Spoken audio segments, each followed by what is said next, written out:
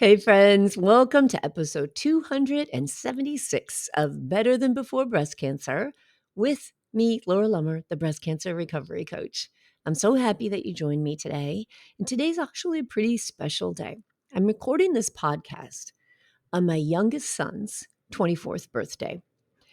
And I always reflect back on life, not only when I hit milestones in life, but when my kids hit milestones, like celebrating birthdays or achieving and accomplishing something in their lives.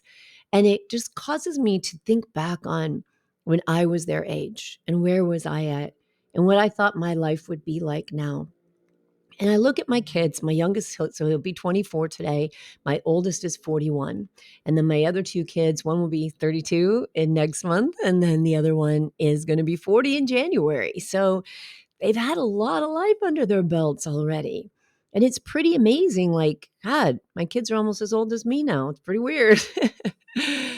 But I was thinking about something as I considered my son's birthday. And I just thought about how much he has accomplished. He's 24 years old. He's got a degree in mechanical engineering, and he's really paved his own way.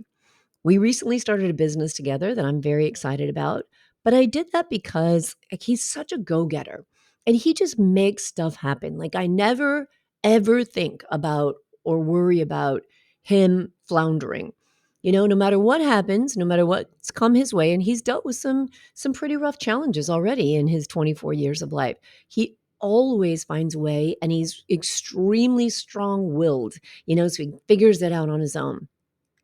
He's also made some bad choices in 24 years. He's also done some things that as an adult I may have looked at and thought they weren't so great. And so have my other kids, right? Isn't everybody in life that way?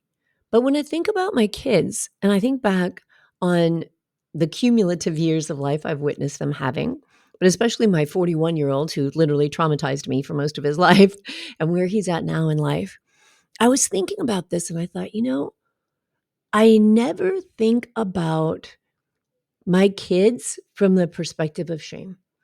I never look at them or recall first the bad choices they made or the decisions that I think they could have done a lot better. I never shame them, in my mind, even. I never look at them and think that was a really dumb thing they did 10 years ago. In fact, I will have to spend time to really sit and remember most of those because I just am so proud of them. And I look at them and I think about all the good and I celebrate with them. And sometimes when I see them just not embracing their own value, not loving themselves as much as I believe they should love themselves, not treating themselves with the care that they deserve to be treated with. I'm always saying, look at this. Look at what you've done. Look at what you've figured out. Look at what you've made happen. Look at what you've been through. And I'll give them their history, right? And I'm always showing them, like, yeah, sometimes things are hard, but you've always figured it out. And that in itself is something to be so proud of. So then I think about myself and I think about how many things I've held against myself from decisions I made when I was a very young person, a teenager, a young adult, poor choices, things that maybe were hurtful to other people that I'm not proud of. And I was thinking about this as I considered my son's birthday, and I thought, why is that? That we look at other people we love and we embrace their worthiness and we celebrate their worthiness with pride and with so much meaning, with such a full heart. And that whenever we see them down on themselves, we're the first ones to be there to remind them, you're spectacular, you're awesome, you've got this, you can do this, I believe in you. But when it comes to ourselves, we just don't give ourselves that same grace. And I coach women so often who not only hold their past against them, beat themselves up for it, but with the incredible amount of energy that they put into that they put into remembering the things they didn't do right or well or good enough, or things they fell for, or things they should have seen, or things they didn't see coming, or things they may have said, so much energy and intention and attention goes into that they completely overlook all the amazing things they've done. amazing things, and not only is there an overlooking of amazing things, but there's also a minimizing that happens. So I want to talk about this because when I consider the beauty of a life and the potential of a life, and then I hear so many people who are so hard on themselves and don't celebrate not only their achievements and their accomplishments, but just their ability to just manage. Can we just agree right now that life is challenging as hell? It can be so hard. And just managing that and keeping your shit relatively together over the course of it, that in itself is something you get to celebrate, okay? You get to be okay with and proud of. But in several coaching sessions I've had recently, as I'm talking to my clients, and some of my clients have been with me for years now, so I know these ladies and I've seen transformation. I have watched them change their lives, their careers, the way they think, the way they treat themselves. And I'll still see them slide back into self doubt, into self loathing, into shaming, and into digging back. It's almost like we're intentionally looking for something to make us feel bad. Let me look back in my past and let me see and point out, oh, yeah, but that thing I did, that wasn't good. But where's the attention and the intention and the energy we put into saying, oh, I got through that and that was really hard. You know what? I have some friends now that have teenage kids. Being a teenager is hard. Okay? Being a teenage female is hard. Starting your period, developing boobs, all that stuff, it's awkward, it's uncomfortable. Did you get through it? Good for you. Think back on how challenging that was. Now, why do we gravitate to remembering the pain? And instead of giving ourselves credit for the accomplishment, how hard it was, and maybe how many years it took to figure yourself out, right? It's a long journey when we're teenagers. Oh, I would never go back there again. But I think that when we stop now as adults, we absolutely have to start working on intentionally acknowledging all of the things we've accomplished and come through in life. We've got to acknowledge our strengths and catch our brain when our brain goes to what you didn't do right, what you could have done better, what you didn't do soon enough. And just know that that worked out exactly the way it was supposed to. And the important thing was it worked out and you got through it and you figured it out and you kept moving forward. When I look at my son celebrating his 24th birthday, when I look at my other kids and their birthdays coming up, and I just see the lives they're creating for themselves. And then I look back at my life and I think, okay, this November I'll turn 60. Feels like big, right? That's like freaking landmark big. 60 years old. And it's especially big for me because I will have passed the 3-year mark of living with metastatic breast cancer by the time I turn 60. And let me tell you, when I look back at those 3 years and I remember that date of my diagnosis, and I remember thinking, will I even be here for Christmas? I was diagnosed on October 11th. Would I even be here to see my kids' next birthdays? And now I think back over those 3 years and practice even more the focus and the celebration on what I've done and what I've accomplished and what each day has meant. And even though that's included a lot of treatment, it's included a lot of pain, it's included a lot of change, it's included some really big changes for me in my life. And most of them were really uncomfortable, really hard. And so as I sit here and I think about moving into this next decade of my life, I realize that unless I can look back at what I've overcome and what I've accomplished, it's really hard to look forward to what I want to create. And I think about it a lot this month because in the Better Than Before Breast Cancer membership, we're working on the results we want to create in our life. And I think to be able to feel really confident, and I think that's important, right? You've got to feel confident that you have the ability and the capacity to create something, whatever that thing is, to change something, to hold on to something, whatever it is. You create, we call it the R line. You create the result. The result is the R line. But in order to feel confident about creating that result, you've got to look back and remind your brain of everything you have already created. so many results throughout your life. And I think it may be challenging. And here's why, because it's so common that even when we accomplish something good, we minimize it, we judge it. We're like, yeah, it's good, but it could have been better. Yeah, I mean, that would have happened anyway. Yeah, was it really that big of a deal? And we just don't give ourselves credit. It's like when someone compliments you on your hair or your outfit or whatever, and you say, oh, this old thing. Why the minimizing? Why do we do that? Why do we step into minimizing ourselves instead of embracing ourselves and letting our heart glow and accepting I don't know, the empowered feeling, the good glow that comes from recognizing that, yeah, I'm good and I'm worthy and thank you, and accept compliments and take them into ourselves and remind our brain, yeah, I'm worthy. I'm good. I'm not perfect. I do stupid shit sometimes. I miss things sometimes. I make mistakes sometimes. I fail at things sometimes. But you know what? That's just part of being human. If you didn't do all those things, you would not be a human being. So let's talk for a moment about a few reasons why we do this. Why do we minimize our accomplishments? Why is it so uncomfortable to embrace the things you've done throughout life, the things that you've accomplished, the results that you have created for yourself?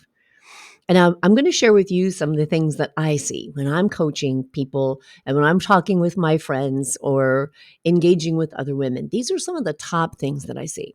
One of them is definitely cultural conditioning.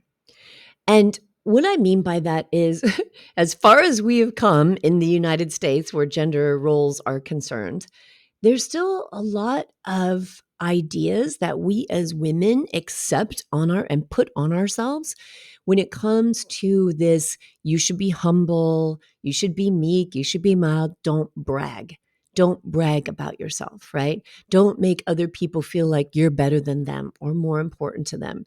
And this is a really interesting thought pattern, because here we go into this one, when it's cultural conditioning and we think, oh, if I say that, it's bragging. If I embrace and celebrate my results that I've created, I think it's empowering. I think it's inspirational. I seek out women who have accomplished big things. I seek out people who freaking healed from stage 4 cancer. I seek out people who've built businesses. I seek out people who have done things that you would sit back and look at and go, I never thought I could do that. Because I think it's so inspirational. I want to hear it all. I want to hear how women have overcome obstacles. I want to hear what they've created to support other women. This week has been just really amazing, connecting with a couple of different organizations who are out there with women who've survived breast cancer and are creating things to put back in the world. And it's so exciting. And so when I'm in this space and I'm listening to these women and I'm seeking out these women, I can't help but see so many other women that I know and work with and coach who are incredible, but hold themselves back, won't embrace their results because they feel like it's immodest or it's bragging or it's arrogant. And so I want to address that because I think this thought is super important. When we're arrogant or we're bragging, I think that part of that is trying to show someone else up, right? Arrogance is an air of superiority. It is a way of saying, you're not as good as me, right? And from what I just shared with you, there's a way that we celebrate our successes, embrace our results, share those results that is put out into the world to help others, to lift others up. Especially when it comes to women. And I'm going to talk about that in a minute because I worked for a mostly female organization for a very long time. And especially when it comes to us women, we've got to put more energy into lifting each other up. So, how do we do that? One is we've got to overcome this cultural conditioning of thinking that sharing the incredible results you've had, sharing how you've overcome challenges, embracing them for yourself so that they're really a part of you and that you feel comfortable with them, that you become comfortable with yourself. That you celebrate that part of yourself that's like, damn, I can do this. Like, I can overcome things. I can make stuff happen. And In sharing that with others, we inspire the world to be a better place. So I want to offer that mindset shift from bragging and arrogance and immodesty to inspirational and empowering for those that are around you, and for a deeper sense of self love for yourself, to get comfortable embracing the great things that you do and the great things that you've done for yourself. Another one, and I alluded to that a little bit a minute ago, is this imposter syndrome. And imposter syndrome basically means it's this psychological pattern where we minimize things, right? We doubt our own accomplishments. We accomplished it. And then we look at it and say, but this, and what else was I supposed to do? Instead of really saying, yeah, I did that. And it wasn't hard, because inside we think, well, maybe I'm taking credit where credit isn't due. If those circumstances hadn't fallen into place, it wouldn't have happened anyway. And we just minimize and minimize and minimize instead of stepping into what we've actually done in our life, because we feel like people will think we're a fraud. And here again, I want to keep pointing this out. When we do things like react or not react or embrace ourselves because of cultural conditioning, because of imposter syndrome, when we fail to do that because of those things, we're living by other people's thoughts. We're living because the underlying thought is, what will they think of me? Right? What will they think of me if I embrace this about myself? What will they think of me if I step up and I say, yeah, I did that? Yeah, I made that happen. Oh, yeah, I am going to make that happen in my life because I've got this and I can do this. And I wonder, as you're listening to me saying that, I want you to just think about, what are you feeling inside of you? What's coming up inside of you when you hear me say that? When you hear me say, celebrate you, own it, step into that ownership, make a life list of every single thing you have done, including like graduating from kindergarten, like everything you've managed to achieve in your life. Make a list and celebrate that and give yourself credit for that. How do you feel when I say that? Is it uncomfortable? Does it sound exciting? Does it sound inspirational? Does it sound arrogant? And whatever it is that comes to your mind, really give that some consideration. What are those thoughts that come up and how do they make you feel? Because when you recognize those, you might start opening up little tiny windows to seeing why you don't celebrate the amazing person that you are, why you're not comfortable loving yourself and owning the results of the life you've created. Some of the other things that I see, and this is a big one. So it's like a fear of backlash, but it's really just more of a fear of what people will think of you, right? It's that, oh, well, I don't want people to think that, I'm arrogant or I'm promoting myself or that I'm that person that has to one up everybody. And so again, that's not what we're talking about, right? When I talk about loving yourself, embracing your results, stepping into your results, owning them, celebrating them, listing them, reminding your brain of what you are capable of. That doesn't mean walking around like wearing neon signs and seeing anyone else's accomplishments and then having to one up them, right?